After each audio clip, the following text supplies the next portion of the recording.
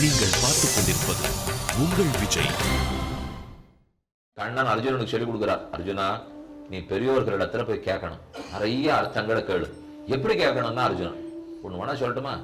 என்கிட்ட கேட்டாப்புல கேட்காதே, அது ஒண்ணுதான் நான் சொல்லணும். இப்போ என்னை கீழே உட்காந்து வச்சுட்டு நீ மேல உட்காந்து கேட்டுட்டு இருக்கிறப்ப இந்த தப்பை மட்டும் ஆச்சாரியால்கிட்ட பண்ணவே பண்ணாதே. முதல்ல நீ கீழே உட்காரு, அவர்களை மேல உட்காத்து, பின்ன நீயே இங்க கீழே உட்காந்து சொல்றேன்னா அர்ஜுனன், அத்தை பிள்ளை நான் என்ன பண்ணுவேன்? கூட அத்தைக்கு பிள்ளையா பிறந்துட்டு என்ன சர்வேஸ்வரன் நீ தெரிஞ்சுக்கல. அது தெரிஞ்சுக்கிற வரைக்கும் நான் இப்படித்தான் உனக்கு சொல்லணும். என்கிட்ட உனக்கு விரோதம் இல்லை, கேட்டுக்கோ. அசூய இல்லை சொல்றேன். அடிக்கடி பிரபக்ஷாம் அனசூயவே அனசூயவேன்னு வரும் இல்லையோ, ரொம்ப முக்கியமான சொல். அசூய இல்லைன்னா பொறாமை இல்லைன்னு அர்த்தம். கண்ணன் ஓஹோன்னு இப்படி பண்ணிருக்கார், எவ்வளவு நல்லது பண்ணிருக்காருன்னு அவன் ஆறுன்னு பொறாமப்பட்டான் பாருங்க சிசுபாலன். அந்த பொறாமை இல்லாட்டாலே நல்லது வந்துடுங்கிறார் கண்ணன். பகவத் விஷயம்னு சொல்லச்சேவே முகத்தை திருப்பிக்கிற முன்னியர் பொறாமப்படுறமே, அவருக்கு போய் இதெல்லாம் பண்ண முடியுமா? இதெல்லாம் வெறும் பேச்சு சுவாமி அப்படின்னு சொல்லி நம்பிக்கை இல்லாத சொல்றோம் பாருங்க. அந்த பொறாமை இல்லாட்டாலே சத்விஷயங்கள் நமக்கு வந்துடும். அதனாலதான் உனக்கு பொறாமை இல்லை அர்ஜுனா, நான் சொல்றேன், கேட்டு கேட்டு அப்புறம் நன்னா திருந்திக்கோ. அர்ஜுனன் கண்ணனிடத்துல கேட்டது ஒரு ஆச்சாரியனிடத்துல கேட்கிற முறையே இல்லை. அவரை முதல்ல விழுந்து நமஸ்கரித்து 6 மாசமான கைங்கரியம் பண்ணணுமா? இது எங்க சுவாமி நடக்கிற காரியமா? 6 மாசம் வேலைக்கு போக வேண்டாமா? அவரிடத்துல போய் கைங்கரியம் பண்ணிருக்குமா? நான் பண்ணுவோம். எப்போ தெரிஞ்சுக்க வேண்டிய விஷயம் எவ்வளவு முக்கியம்னு புரிஞ்சு விட்டா எத்தவனா விடுவோம். அதை இன்னும் தெரிஞ்சு காத்துனாலதான் நம்ம போயிட்டு இருக்கோமே தவிர. அதனாலதான் இவர் போய் தத்வித்தி பிரணிபாதேன பரிப்பிரஷ்னேன சேவையா. ஒரு குருவனிடத்துல சிஷ்யன் கேட்கணும்னா அதுக்கு பிரஷ்ன கால பிரதீட்சிதனா இருக்கணுங்கிறார் வேதாந்த தேசிகன். எந்த காலத்துல கேட்கணும் அப்பதான் கேட்கணும். அவர் சொல்ல ஆரம்பிச்சேவே கொஞ்சம் இரும், என் சந்தேகத்தை கேட்கிறேன்னு அவர் சொல்லவே மாட்டார். முதல்ல அவர் சொல்றதெல்லாத்தையும் முடிச்சுட்டு அவர் நிதானமா அமர்ந்திருக்கும் போது கேட்க வேண்டும். அப்புறம் சுத்தி சுத்தி அவருக்கு பின்னாடி போய் கேட்க கூடாதான், எதிர்த்து நின்று கேட்க கூடாதான், பக்கவாட்டுல நின்று கேட்கணுங்கிறார். ஒரு உபன்யாசம் கேட்கச்சே சொல்றவருக்கு பின்னாடி போய் உட்காரவே கூடாது. அவர் என்ன திரும்பி திரும்பி பார்த்துட்டா சொல்லுவார். வேற அவர் புரியறதா இல்லையானே அப்ப தெரியாது. முகம் முன்னாடி தெரியணும், சிரிச்சா சிரியணும், ஆடுதா அழணும், அப்பதானே சொல்றதுக்கே வரும். அப்ப சுத்தி சுத்தி பக்கத்துல நின்று கேளு, அர்த்தம் புரியற அளவுக்கு கேளு, திறந்த மனசோட கேளு. ஒருத்தர்கிட்ட ஒரு கேள்வி கேட்க போறோம்னால் 4 தடவை கேட்கலாம், புரியலன்னா திருப்பி திருப்பி கேட்கலாம். ஆனா மனசு திறந்திருக்கணும். கேட்கச்சே சொல்றவருக்கு தெரியறதான்னு பரீட்சை பண்ண கேட்க கூடாது. மைத்ரேயா பரிபப்ரச்ச பிரணிபத்திய அபிவாத்தியச்ச. அவரை வணங்கினார். இனி முதல் கேள்வி தொடங்குகிறது.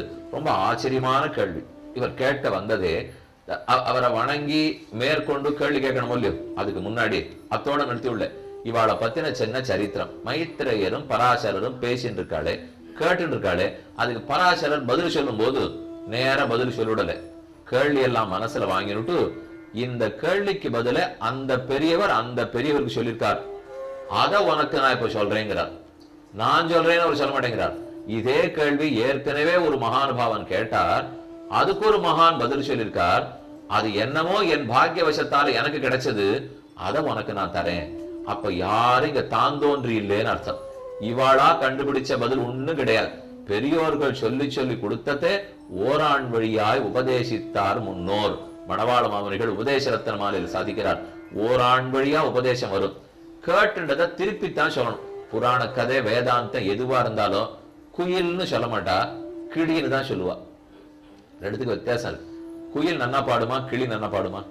குயில் தான் நன்னா பாடும். குயில் கூபரா போதேன்னு சொல்றாளோ இல்லையோ. ஆனா என்னமோ தெரியாத ஆழ்வார்கள் பாட்டை எங்க எடுத்து பாருங்க, கிளியத்தான் கொண்டாடுவா, குயிலை கொண்டாடவே மாட்டான். எல்லே இளங்கிளியே இன்னும் உறங்குதியோ, சொல்லெடுத்து தன் கிளியை சொல்லே என்று துணமுலமேல் துளிசோர சோர்கின்றாளே.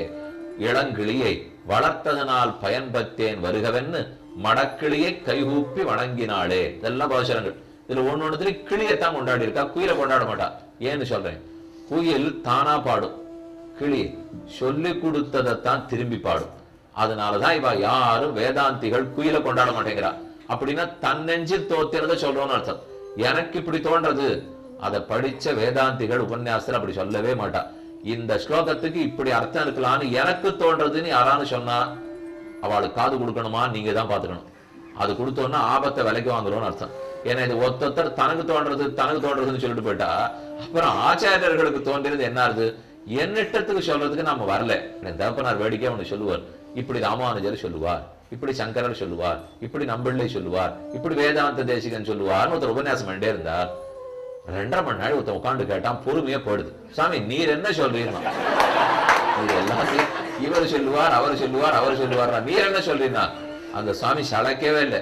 அவர் பதில் சொன்னார், அவ என்ன சொல்லுவாளோ திருப்பி சொல்லுவேன், அதைத்தான் பண்ணுவேன். அதை ஒழுங்கா பண்ண போறதா?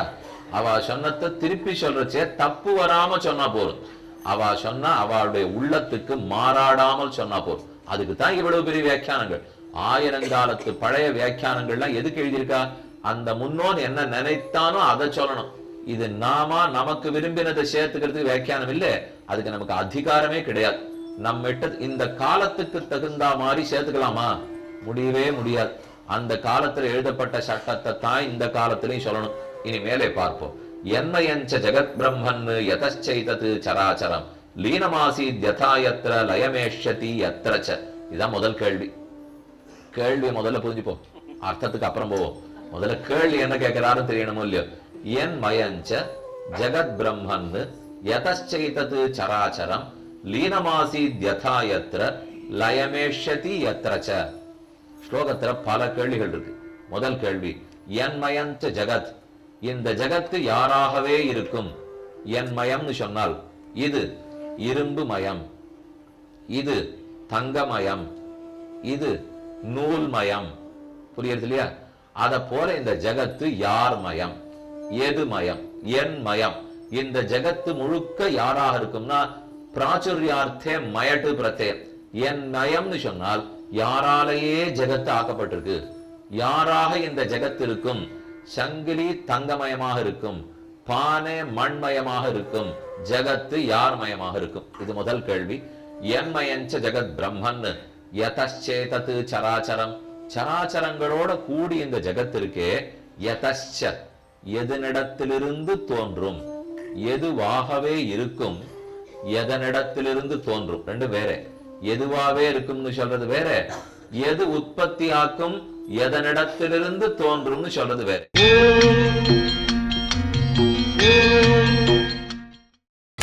நீங்கள் பார்த்துக் கொண்டிருப்பது உங்கள் விஜய். லீனமாசீத் யதா யத்ர, அப்புறம் அழியும் போது எங்க போய் லயமடையும்? அழியிற காலத்தில் எங்கு போய் சேரும்? இப்ப இப்படி நேர புரியத்துக்கு சொல்றேன். மட்குடம், மண்ணால் ஆக்கப்பட்ட குடம். பொற்குடம், பொன்னால் ஆக்கப்பட்ட குடம். நூல் வேஷ்டி, நூலால் நெய்யப்பட்ட வேஷ்டி. இப்ப பொற்குடம்னு சொல்றச்சே எது மயமாவே இருக்கு? பொன்மயமா இருக்கு. மண் குடம்னு சொல்லச்சே எது மயமா இருக்கு? மண் மயமா இருக்கு. எதனிடத்திலிருந்து தோன்றும்? யார் உற்பத்தி பண்ணுவானால் மண்ணுன்னு சொல்ல மாட்டோம். கொயவன், கொயவனிடத்திலிருந்து தானே உற்பத்தி ஆறுது. கொயவனே குடமா மாறிட்டாரா? இல்ல, கொயவன் தன் கையில இருக்கிற மண்ணை வச்சுட்டு குடமா ஆக்கினார். அப்ப ஆக்கினது எது மாறித்தோ அது மண்ணு, எது மாற்றித்தோ அது கொயவன். மாற்றினவர் கொயவன், மாறினது மண்ணு. இது மண்ணுக்கு குடத்துக்கு தெரிஞ்சு போச்சு. மாற்றினது பொற்கொல்லர், மாறினது தங்கம். மாற்றினது நெசவாடி, மாறினது பஞ்சு. அப்ப இதெல்லாம் தெளிவா இருக்கு இல்லையா? அதே போல மாற்றினது யார், மாறினது எது? ஜகத்துக்கு. இந்த பிரபஞ்சம் இவ்வளவு பெருசு உருவாயிருக்கே, இது எது மாறித்து? எது மாறித்துன்னு சொல்லிட்டா அதுதான் மயம்ங்கிறதுக்கு அர்த்தம். என் மயம், மண்மயம். மண்மயம் எது மாறித்து? மண்ணு மாறித்து. அப்ப அந்த பொருள் மண்மயமா இருக்கும்னு அர்த்தம். அதுக்கு தான் உபாதான காரணம்னு சொல்லுவார்கள். அப்ப எதனால் மாறித்தோ, எது மாறித்தோ இந்த ஜகத்து எதுவாகவே இருக்கு. ஜகத்து எதனால உருவாக்கப்பட்டிருக்கு? உருவாக்கியாச்சு, நன்னா கணத்துல போய் ஜலம் தூக்கினோம், யாகம் யஜ்யம் ஹோமம் எல்லாம் முடிஞ்சு போச்சு. ஆச்சு சுவாமி ரொம்ப பழசா போச்சு குடம், போட்டு உடையும். உடைச்சேன், உடைச்ச உடனே குடம் என்ன ஆகும்? ஏதோ ஆகணும் இல்லையோ? அப்ப மறுபடியும் மண்ணாயிடும் இல்லையா? இல்ல சுவாமி வெறும் மடக்காத்தானே ஆச்சுன்னா, அட இன்னொரு தரம் உடைங்களேன். இன்னும் 100 தரம் உடைச்சா மறுபடியும் இது சூர்ணமா மண்ணாப்படாதா? அப்ப திரும்ப மண்ணாடுது பாருங்க. அப்ப ஒரு பொருள் தன்னுடைய மூல நிலையை, காரண நிலையை அடைவது லயம் என்று சொல்லப்படுகிறது. லயம், லயம்னால் வேட்டிய நன்னா திரும்ப தாறுமாறா கிழிச்சா திரும்ப பஞ்சாயிடும் இல்லையோ? அதான் லயம். அதே மாதிரி இந்த சங்கிலியோ மோதிரமோ இதை உருக்கினா மறுபடியும் தங்கமாயிடும் இல்லையோ? அதான் லயம். எந்த மூலப்பொருள்ல இருந்து உருவாச்சோ மறுபடியும் அந்த மூலப்பொருள் நிலையை அடைஞ்சு விடுறதுதான் லயம், லயம்ங்கிறோம். அப்ப இந்த ஜகத்து முழுக்க எதுங்கிட்டேந்தோ உருவாகும்னு கேட்டீர். உருவாயிடுத்து. உருவானப்புறம் அழியும். அழிஞ்சா லயம். லயம் எங்கே நடக்கும்? எந்த இடத்துல போய் லயிக்கும்? எதிலிருந்து உருவாகும்? எதுவாக இருக்கும்? எதில் லயிக்கும்? ஒண்ணு இல்ல. சிருஷ்டி கேட்கிறார், ஸ்திதி கேட்கிறார், சம்ஹாரம் கேட்கிறார், கூட ஒண்ணும் எது மாறி ஜெகத்தா இருக்குன்னு கேட்கிறார். இதுதான் இங்க இருக்கிற கேள்விகள். இப்போ அப்ப என்மயஞ்ச ஜெகத் பிரம்மன் யதச்சைதது சராச்சரம். அப்ப நிமித்த உபாதான காரணம் எது? லீனமாசீத் யதா யத்ர லயமேஷதி யத்ரச்ச. நேத்திக்கு எதுல லயமாச்சு, இனிமே எதுல லயமாகும்? அப்படின்னா இப்ப நாம எல்லாரும் இங்க இருக்கோம் இல்லையோ, இதற்கு முன்னாடி நம்ம எத்தனை நாளா இருந்துட்டே இருந்திருப்போம். உலகம் இத்தனை 100 கோடி ஆண்டுகளா உருவாயிருக்கு. விஞ்ஞானிகள்லாம் சொல்றாலும் இல்லையோ, நான் புராணத்தின்படியே சொல்லல, விஞ்ஞானத்தின்படி பார்த்தால் இது ஒண்ணு பெருசா வெடிச்சது, சின்னதா இருந்தது, அது திடால்னு வெடிச்சது, அதுல இருந்து தோளா வெளியா போச்சு, அதுல 2 சேர்ந்தது, இப்படி ஆச்சு, அணுவாச்சு, திரசரணு ஆச்சு, இதெல்லாம் ஆச்சு, அது அப்படி ஆயிருக்குன்னு விஞ்ஞானிகள்லாம் சொல்றாலும் இல்லையோ. அப்படியே ஞாபகம் வச்சுக்கோ.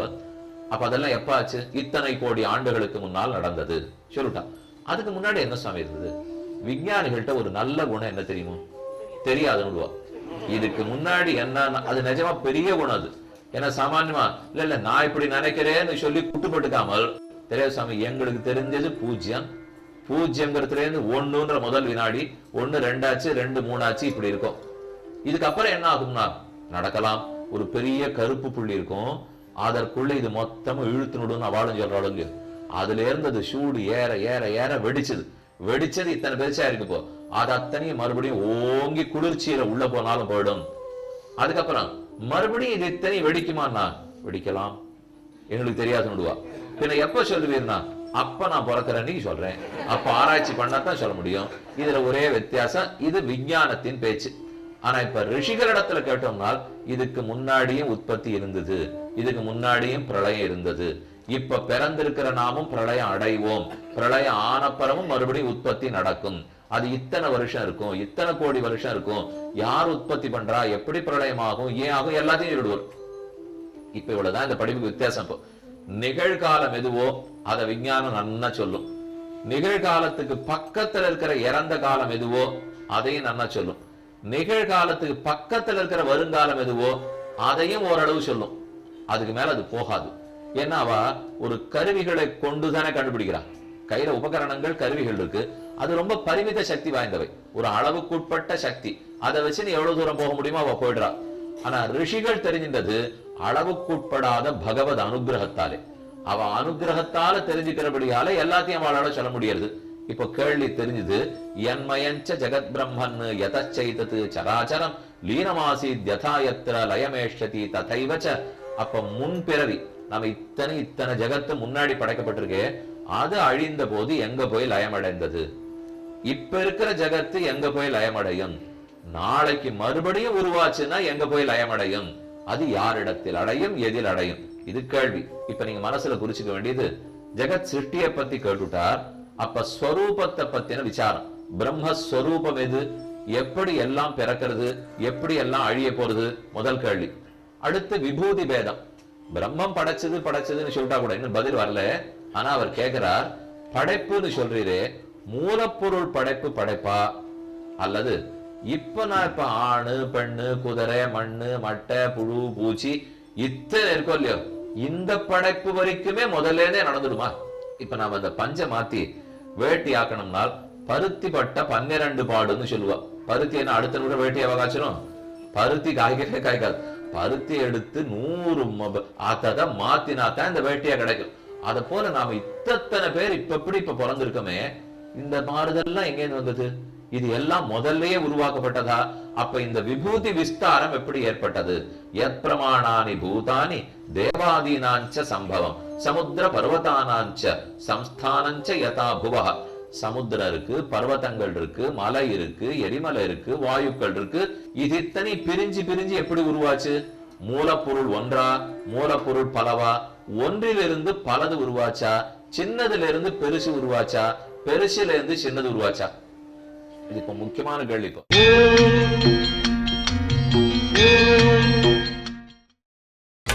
நீங்கள் பார்த்துக் கொண்டிருப்பது உங்கள் விஜய். பெரியதிலிருந்து சிறியது உருவாகிறதா, சிறியதிலிருந்து பெரியது உருவாகிறதா? விஞ்ஞானம் முழுக்க சொல்றது சின்னதுல இருந்து பெருசு உருவாகும்.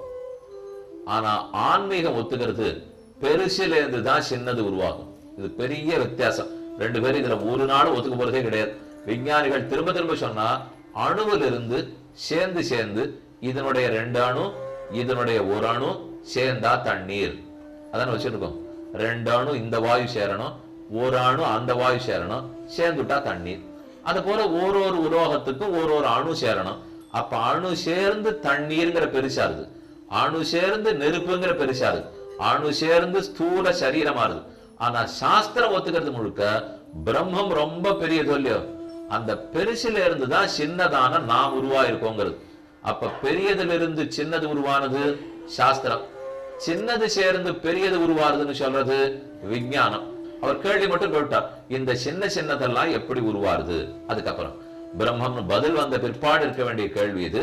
பிரம்மத்தை ஆராதிக்கும் வழி எது? பகவான் ஆராதிக்க வேண்டும். ஆராதனத்தினுடைய சொரூபம் கேட்கிறார், எப்படி ஆராதிக்கணும்? அதுக்கு மேலே ஆராதனத்துக்கு பலன் கேட்கிறார். அப்ப மொத்தம் 4 கேள்விகளை வச்சுங்க. சொரூபத்தை பத்தின விசாரம், படைப்பை பத்தின விசாரம்.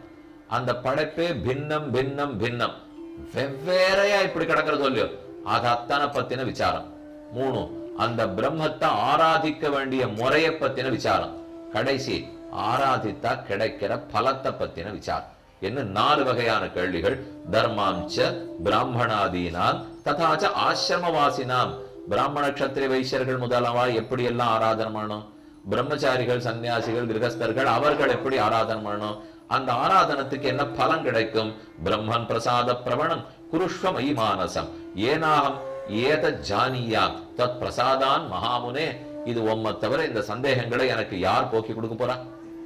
இது கேட்டா சொல்லியோ நாம இருந்தா அடுத்து கிடுகிடுன்னு பதில் சொல்ல ஆரம்பிப்போம் இல்லையோ. அவர் அப்படி சொல்ல மாட்டேங்கிறார். மைத்ரேயா, நல்ல கேள்வி கேட்டாய், இதுக்கு நான் இப்ப பதில் சொல்லிடுவேன், ஆனா நான் சொல்ல போறது இல்லை. யாரோ பெரியவர் ஒருத்தர் எனக்கு சொல்லி கொடுத்ததை உனக்கு நான் சொல்றேன். அதே மாதிரி நீயே நன்னா இதை மத்த பேருக்கு எடுத்து சொல்லு. மாணவர்களுடைய நன்மைக்காகத்தான் நாம் இந்த அர்த்தத்தை சொல்லணும். எதுக்குன்னு மைத்திரேயர் கேட்கிறார். நம்ம இப்ப எப்படி படைக்கப்பட்டோம் நான் கேட்டேன். படைப்போட ரகசியத்தை தெரிஞ்சுட்டா என்ன லாபம்? என்னை யார் படைச்சான்னு தெரிஞ்சு என்ன லாபம்னா இருக்கு. காரணம் துத்தியா. உபனிஷத்து சொல்றது, நீ முக்தி அடையணும்னால் ஜகத்துக்கு காரணம் யாரோ, படைப்பாளி யாரோ, அவனை தியானித்தால் தான் உனக்கு முக்திங்கிறது. அப்ப அடுத்த கேள்வி என்ன வரும்? ஒருத்தர் மோட்சம் போனோம், திரும்ப பிறக்க கூடாது, பாபங்களை தொலைச்சுக்கணும் என்கிற ஆசை வந்தாலே அடுத்த தேவை தியானிக்கணும். தியானிக்கணும்னாலே யாரேங்கிற கேள்வி வரும். பிரம்மத்தேன் வா. அந்த பிரம்மம் ஜெகத்காரணமானு கேட்போம். அப்ப எது ஜெகத்காரணம்ங்கிற கேள்வி வந்துடும். ஆரம்பத்துல எல்லா புராணத்திலும் ஏன் தெரியுமா சிருஷ்டியை பத்தின பேச்சு வருது? அது யார் பண்ணாருன்னு தெரிஞ்சாதான் அவரை தியானிப்பேன். அவரை தியானிச்சேதான் எனக்கு மோட்சம் கிடைக்கும். அதனாலதான் திரும்ப திரும்ப பிரம்மம் ஜெகத்காரணம் ஜெகத்காரணம்ங்கிறா. இப்ப நமக்கெல்லாம் காரணம் இருக்கு. எனக்கு ஒரு பிள்ளை, எங்க அப்பாவுக்கு, எனக்கு 2 பிள்ளை, எங்க அப்பா 5 பேர். அப்ப ஒருத்தருக்கு காரணமா இருக்கா? 100 பேர் திருதராஷ்டிரனுக்கு, 60,000 பேர் சகரனுக்கு. இருந்தாலும் எல்லாருக்கும் அவன் காரணம் இல்லையா? அப்ப காரணத்துவம்னால் அனைவருக்கும் காரணமா இருக்கணும், தனக்கு ஒரு காரணம் இல்லாதவனா இருக்கணும். இந்த 2மே முக்கியம். இப்ப எனக்கு எங்க அப்பா காரணம் தான், ஆனா அவருக்கு ஒரு காரணம் இருந்தாரோ இல்லையோ. அப்ப அவருக்கு அவர் தாத்தா இருந்தாரோ இல்லையோ. ஆனா பிரம்மத்துக்கு மேல ஒரு காரணம் கிடையாது இல்லையோ. இப்ப இவ கேட்கறதே அனைத்துக்கும் காரணம் எது? 60,000க்கு மட்டும் கேட்கல, 1,00,000க்கு மட்டும் கேட்கல, அனைத்துக்கும் காரணம் எது? தனக்கு ஒரு காரணம் அற்றது எது? இதைத்தான் அகில காரணம் நிஷ்காரணம்னு சொல்லுவார். சில சப்தங்கள் மட்டும் சம்ஸ்கிருதத்தில் இருக்கிறத நீங்க அப்படியே தான் மனசுல வாங்கிக்கணும். நான் என்ன மாத்தி சொல்ல பார்த்தாலும் அதுக்கு அர்த்தம் கிடைக்கவே கிடைக்காது. அகில காரணம் அனைத்துக்கும் காரணம், நிஷ்காரணம் தனக்கு ஒரு காரணம் இல்லாதது. அப்ப தனக்கு ஒரு காரணம் மேல இல்ல, எப்பவும் இருக்கும் இருக்கும் இருக்கும். பிரம்மம் உருவாகும்னு சொல்லலாமா?